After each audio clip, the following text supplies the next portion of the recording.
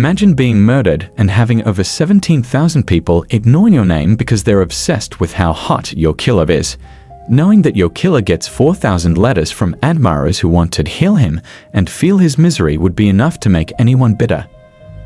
As strange as it sounds, Wade Wilson, who killed two women, Kristine Melton, 35, and Diane Ruiz, 43, in October 2019, has become an internet sensation on TikTok due to his good looks. He's even earned the nickname He Deadpool Killer because of his name and a distinctive face tattoo. The fateful encounter. On a chaotic Monday morning in Fort Myers, Florida, the aftermath of a wild night unfolds. Melissa is frantic over her stolen $80,000 Dodge Hellcat, Stephanie is unable to reach her friend Kristine, and Jason is questioned by police about the previous night. At a print shop, Joshua waits anxiously for the police to remove a bloodied man he once knew. The night before, at the Buddha Bar, Melissa is there with her boyfriend Wade and friend Amy. An argument erupts when Wade wants to leave for drugs, taking Melissa's car and storming off, leaving her regretful for giving him a second chance.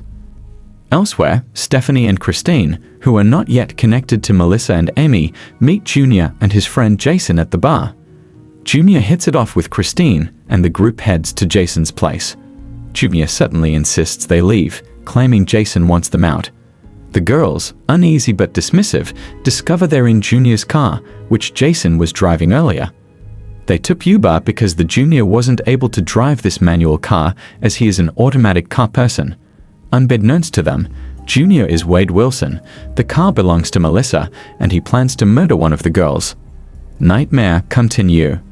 On Monday morning, October 8th, just after 10 a.m., print shop owner Joshua sees a distressed Wade, blood all over him and without shirt, who is asking urgently for help so that he can leave the town. Wade, pacing nervously, confesses he has killed someone. He explains that he took Melissa's car, had a chaotic night with two girls, Stephanie and Kristine, and ended up killing Kristine. Wade also admits he might have tried to kill Melissa that morning. Joshua, while staying calm outwardly, panics internally and tries to figure out how to contact 911 discreetly. Later, Joshua reveals in court that he and Wade were mere acquaintances, and Wade's bloodied appearance made him realize the urgency of the situation. This was the second call the police received about Wade that morning. Earlier, around 8 a.m., Melissa, waking up at her friend Amy's place, finds numerous missed calls from Wade, her abusive ex. Despite a chaotic night, she answers and Wade starts threatening her. Melissa agrees to meet Wade in a mall parking lot to retrieve her stolen car. Wade tries to drag her into his car and almost runs her over. Amy, witnessing the situation, calls 911 from her car for safety. Melissa, fearing for her life, escapes Wade's grasp and tries to seek refuge in her spa. But unfortunately, he managed to grab her and assault her physically. But when he hears the police siren, he leaves Melissa and starts to run away. She uses this opportunity and takes refuge in a nearby business that locks the door behind her. Wade flees when he hears police sirens, and by the time the police arrive, he is gone. Cat and mouse game. The police set a trap to catch Wade by having Melissa invite him to Joe's Crab Shack. When Wade arrived, he quickly fled before the officers could apprehend him, marking the third missed opportunity to catch him that morning. Joshua, a print shop owner, then called 911, reporting that Wade, covered in blood and confessing to murder, had left. The police found Wade's black Nissan at the print shop and broke into it, suspecting someone might be injured inside.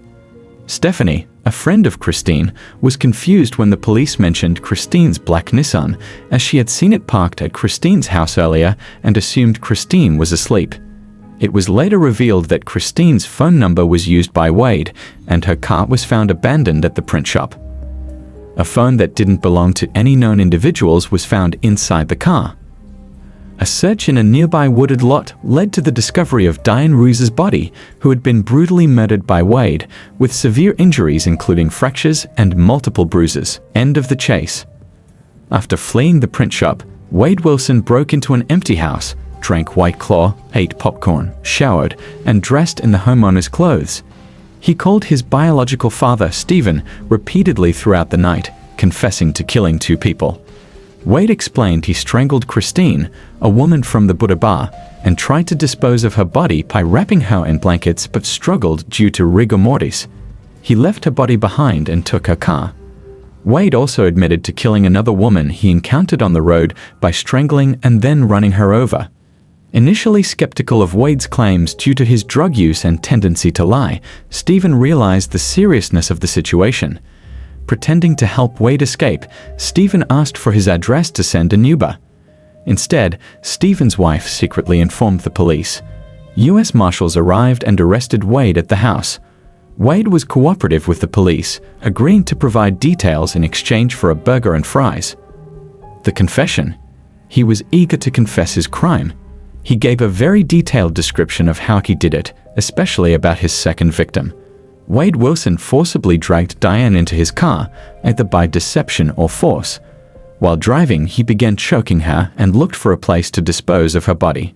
He stopped near an empty wooded lot, realized she was still alive, and repeatedly drove over her until she was severely disfigured. Neighbors noticed a black Nissan driving erratically back and forth, but thought nothing of it until they later saw crime scene tape. Wade told investigators he felt compelled to kill again, describing himself as a predator sensing his prey's fear. He managed to escape from the police twice, first at Joe's Crab Shack and then at a print shop. After killing Kristine, he stole her phone, using her face to unlock it since he had lost his own. When police arrived at Kristine's house, they found her body wrapped in blankets in the hallway. Her injuries showed she had fought back vigorously while being strangled. The police were already familiar with Wade from previous incidents, making this case even more alarming. An abusive boyfriend. Wade Wilson, known for his violent behavior, repeatedly escaped serious consequences due to authorities' inaction or victims' fear. In late 2018, Wade's escalating drug use and abusive tendencies led to frequent arguments and a violent attack on his girlfriend, Kelly. Despite his arrest in January 2019 for theft, his behavior worsened. On February 18, 2019, Wade kidnapped Kelly, assaulted her, and drove to the Florida Keys, where he tortured her before she managed to escape. Kelly reported the attack, but the police mishandled the case, leading to no charges. Wade's violent behavior continued, including abusing other partners and allegedly stabbing a man. Kelly believes that had the police acted on her case, the subsequent murders of 2 other women could have been prevented. The disturbing online glorification of Wade Wilson. After Wade's arrest, Kelly shared her traumatic experience on TikTok, highlighting how police mishandled her case and how it may have prevented further crimes. Despite her story, some TikTok users focused on Wade's physical appearance, with comments praising his looks and face tattoos, even though he was convicted of double homicide. Wade Wilson's court appearances have sparked bizarre romanticization and fan edits on TikTok. Users have compared his interactions with his blonde female attorney to scenes from Suicide Squad and made fan edits with songs that highlight his supposed emotional state or villainous presence. These edits include comments that humorously or sympathetically interpret his courtroom demeanor despite his serious crimes. Some TikTok users even see him as a tragic figure, leading to a Change.org petition against his death penalty execution, with comments and a poem expressing sympathy for his troubled past, rather than focusing on the morality of his actions. There are around 17,000 people signed in a petition where they are asking for removing the death penalty just because he is hot. Yeah, you read it right. Who is Wade Wilson? Wade Stephen Wilson was born on May 20th, 1994, to teenage parents, with his biological mother possibly struggling with mental illness and addiction. He had a rough start, but was adopted by Candy and Steve Wilson, who knew his birth mother from church. As a child, Wade was sweet, but things took a turn during his teenage years.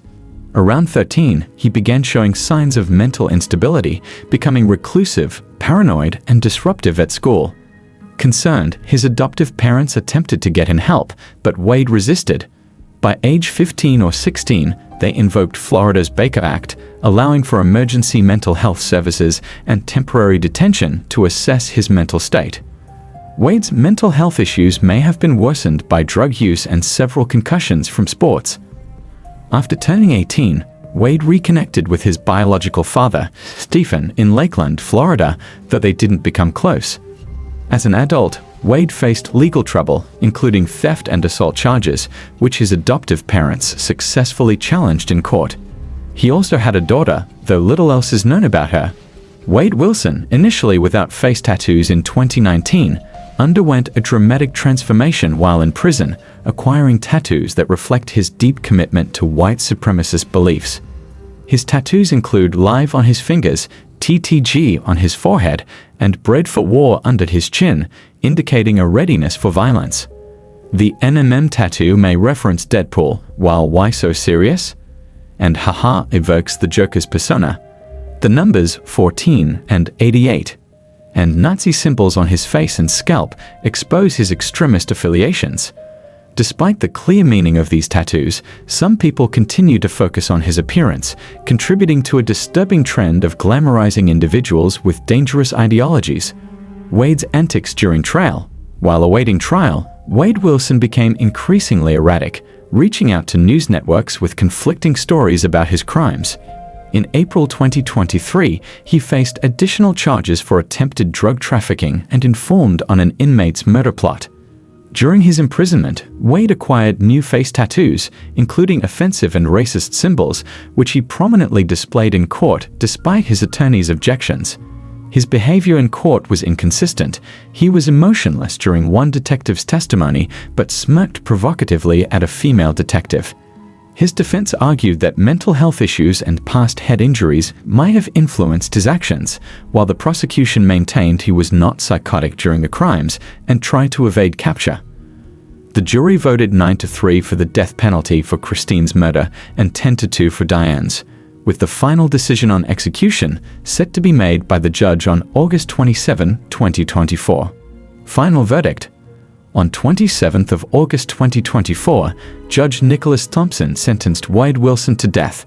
Following a thorough review of evidence, Judge Thompson imposed the death penalty on Wilson, 30, from Fort Myers. State Attorney Amira Fox highlighted the victims' loved ones and their impact on the community. Melton's cousin, Samantha Kelly, noted the family's silence during the trial to maintain the case's integrity, but vowed their presence would continue in court. She described the 5 years since the murders as a period of agony. Wade Wilson remained largely unemotional as the charges against him were read. Judge Nicholas Thompson upheld the jury's recommendation and sentenced him to death for each murder count.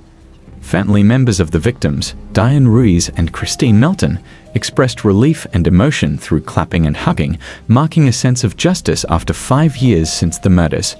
It is safe to say one will be harmed by Wade ever again, not even those who are worshipping him for his so-called good looks.